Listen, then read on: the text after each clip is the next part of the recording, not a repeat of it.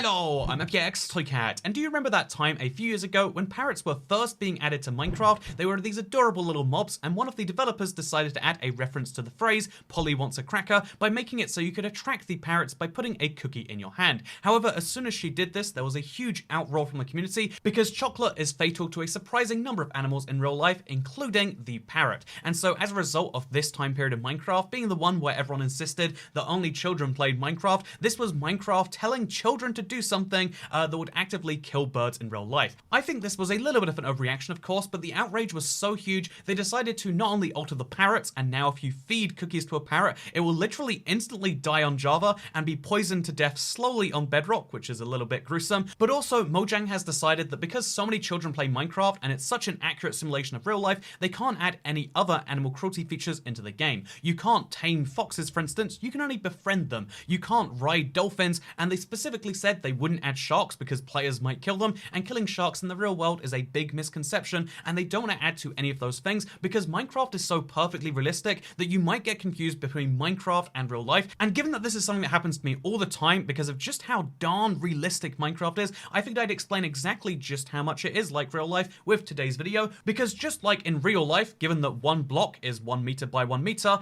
when you go 256 blocks above sea level, that is the tallest anything can be. There are no mountains taller than 256 meters. That's a fact. You might have heard of Mount Everest and its weird height. That's a lie. It's 256 meters. But also, there are no skyscrapers taller than 256 meters because that is where the sky is. Also, just like in real life, you should avoid strangers. Strangers are dangerous, and if you let them get too close to you, they will literally explode. Also, just like in real life, you have to watch the ground where you're walking lest you fall into a pit of lava. Such a common problem I face all the time. Speaking of things that I face all the time, in real life, when you want a tree to grow, you wait between 20 seconds and 20 minutes, and then it instantly grows from being a small sapling to being a full-size tree. That is a perfect representation of real life, and I've always loved that. Just like how I've always loved that you can make armor from diamonds, and it's the best and most protective armor that can exist in the real world. If you look at the battlefields of, ancient Europe, you'll see that most of those people were wearing diamond armor, if they could afford it, of course, and that is because diamond is the best thing to make anything out of. After all, it's the hardest material besides netherite, but let's not think about netherite, that very real resource, and let's think about the much more realistic thing that is skeletons, because skeletons do exist in the real world, of course, and they're very good at archery, just like in Minecraft. That's factually accurate. Also, just like in real life, you can mix a rabbit's foot with some water, and then you can put that rabbit foot water onto one of these arrows, you can shoot it at someone, and then once you've shot that arrow in someone, they'll be able to jump higher. Yes, this is perfect realism, and I always love when a game can really represent something like that we all know is real, but it's hard to find otherwise. Also, just like in real life, if you want to enchant the bow that you're firing those arrows from, you can do so. I mean, it's entirely realistic that you can make a bow that sets things on fire. I mean, you just have a lighter in front of it. It's a common thing that people do, and and I see it all the time in medieval movies, and that's why it's also very realistic that you can enchant your boots so that they magically turn water into ice as you walk in front of it. Yeah, it's perfectly real. Just like how like in real life, it's perfectly ethical to lock someone in a box until they give you what you want. You lock them in that box and you ensure that they give you the correct trades, and you murder them in cold blood if they don't, and it's a-okay because, again, if someone won't sell you the right things for your currency, you do have the right to legally murder them, at least in my dream society.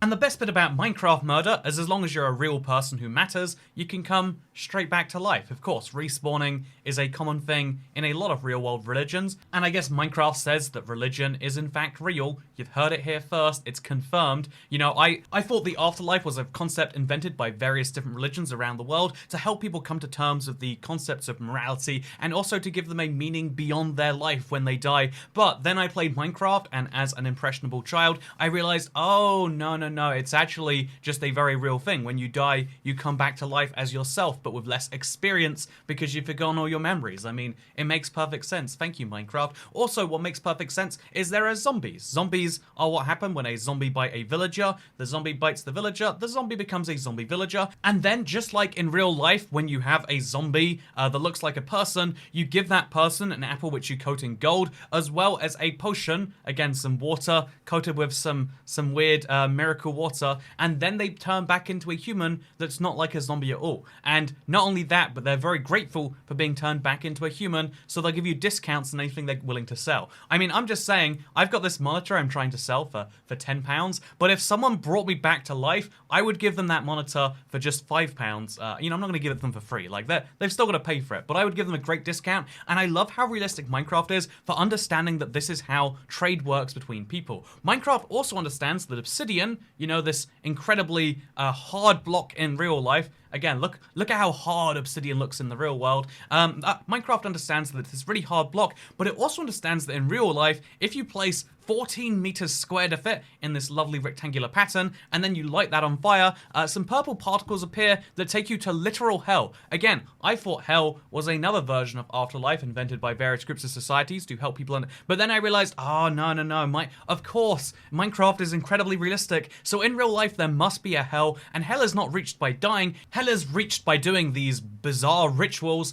and then going through the portal to a dimension where everything is made from meat and broken slabs, and where everything is slightly more horrific, because that is how that works. Also, I guess on the same point, we could obviously mention how there are those portals in the ground where if you kill sufficient number of scary monsters in that hellish dimension, then you get to combine those things together to make IF enders. Again, we all see IF enders in our day-to-day life. I'm glad that they've got some representation in Minecraft, but then you throw these sufficiently and they'll lead you towards this deep abandoned underground structure. And in real life, there are lots of deep abandoned underground structures, and inside those deep abandoned underground structures, you can take these hellish spawn drops from creatures and you can put them into a portal one by one, and once you do that, you'll be able to go to this floating kind of purgatory dimension where you have to truly fight your dragon, and if you think about it, that is something we're all doing. We're all fighting our dragon every single day, and I'm glad that Minecraft represents that in such a poetic and artistic way. And maybe we got a bit heavy there, so how about we just say, isn't it beautifully realistic how, just like in real life,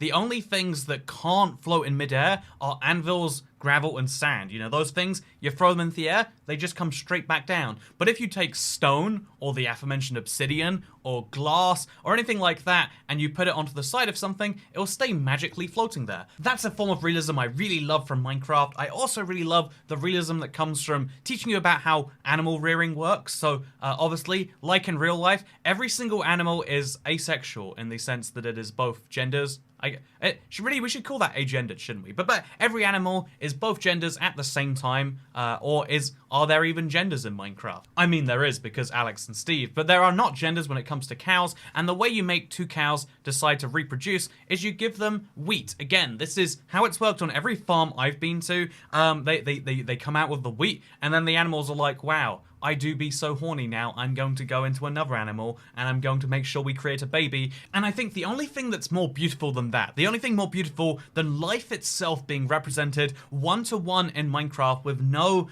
inaccuracies to, I would hate if our youth were learning wrongfully how babies were made, but also they understand that the second way a baby can be made for a cow or any other mob is if you have a bunch of grass, then naturally, again, one of my favorite 17th century theories that has not been disproven is spontaneous generation. If you just leave some stuff alone, for instance, how do maggots grow on rotting flesh? The way they grow there is spontaneously. That is a well-known real-life theory that has not been discredited a single time since the 17th century when it was first posited as the way that things can appear from nothing. And I love that Minecraft explains this theory to people, this perfectly accurate science in our understanding of the real world, by, of course, allowing us to see those mobs spawn naturally. Again, I also love that it's got that perfect view of reincarnation built in, as well as explaining that there is a hell. There are two places you can go when you die in real life that I've learned from Minecraft. You either get the respawn screen and you get to live again, or if you are playing on a particularly hard difficulty, then maybe what happens is you die and you have to go back to the world select screen. And I'd say the only lesson more valuable than that, the only lesson than realizing what comes at the end of this long life we're all facing together, is the fact that I used to think medicine was real. Like, I was one of those fools that was like, oh yeah, when you get a disease, you go to the hospital and the doctors make you better. Oh yeah, they're a drug, like if you've got pain, you take a painkiller. No, the fools that we all were. Before I played Minecraft, I used to believe in modern medicine, but then I realized, oh, if you get poisoned, just drink some milk. Then I realized, oh, if you've got some negative effects on you, maybe you've got some extreme hunger, just drink some milk. Then I realized, oh, if you're having problem doing things, just drink some milk. Every every single problem in the world could be solved with milk, and I'm glad Minecraft teaches us that, except maybe, just maybe, was I being sarcastic when I explained that? Maybe, actually, even children can understand when looking at Minecraft that it's actually a video game. They don't need to believe in reincarnation. You know, they don't immediately dispel their religious beliefs, or lack thereof,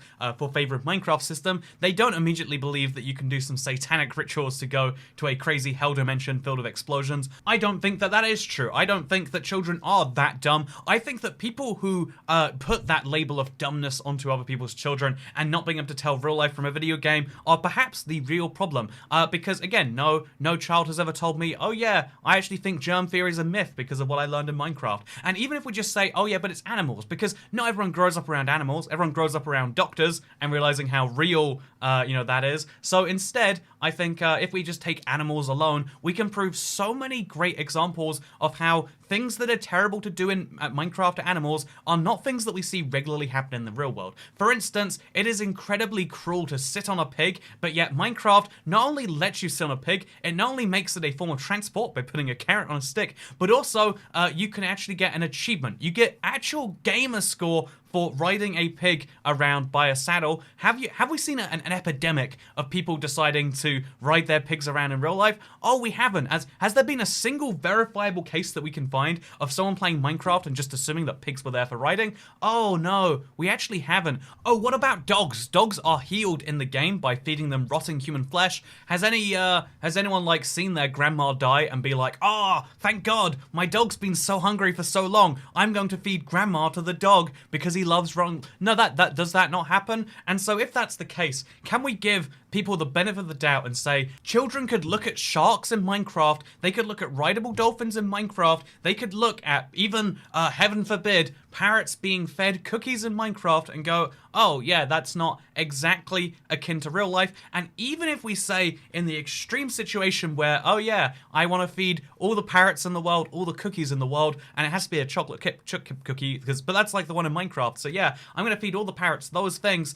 Even if we say that children are going to immediately do that some percent of the time, is parenting a concept that is dead? When your child says to you, hey mom, I'm going to go feed, a parrot a cookie, or I'm going to go punch a shark to death because I did it in Minecraft and I just have such a deep burning hatred inside of me that I need to get out by punching sea animals. And when your child says that to you, you go, oh Timmy, that's not normal. Have you considered trying a healthy diet and playing baseball? And then Timmy says, yeah, you're right actually. Maybe Minecraft isn't a perfect representation of the real world because I can't even play baseball without downloading the anime high school map from the marketplace for 300 Minecoins. And that exactly is why I think that Minecraft doesn't need to pretend it's a realistic game. And I think that when you lie and you say Minecraft is this perfectly realistic thing and therefore we have to make it like real life, sure, you can maybe educate people. Like I think when they changed the parrot thing from being cookies to being, I think it's wheat right now, when they changed that, they did tell a lot of people, including myself, that chocolate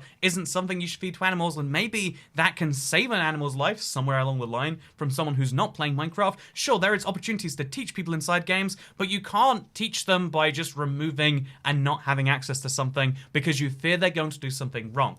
In general, I would say you can't just fear that humans are going to do wrong things. You've got to trust them to make that decision themselves. So with that said, I hope you all enjoyed today's video. If you did, don't forget to subscribe because, as all children know, you literally die in a house fire every time you don't subscribe to this channel, because greater than 99% of house fires happen to people who aren't subscribed to the IBX Toycat YouTube channel, and I'm just saying, use those statistics how you like, because all I care about is that you have a good day. Goodbye.